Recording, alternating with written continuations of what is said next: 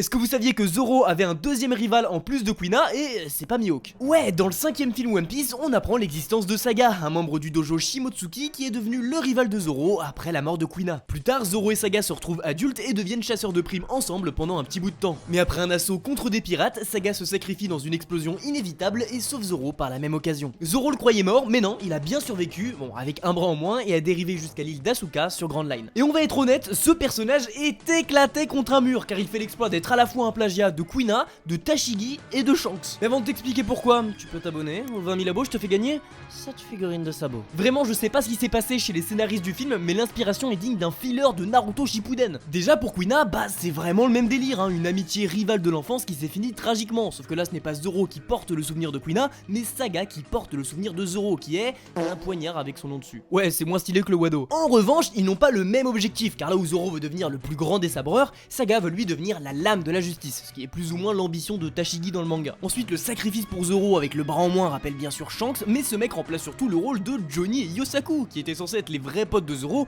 quand il était chasseur de primes. Non, et puis le gars a quand même dérivé de East Blue à Grand Line, ce qui est quand même difficilement possible, genre quoi, sa carcasse a gravi Reverse Mountain. Puis bon, le reste du film est un vrai torchon. Genre dès que Zoro revoit Saga, il se met direct à son service, parce qu'il lui doit la vie, et donc trahit tout l'équipage en éclatant Sanji, alors que bon, ça se voit bien qu'il est possédé ton pote. Et au final, Zoro revient dans le crew, comme ça, sans même une remarque.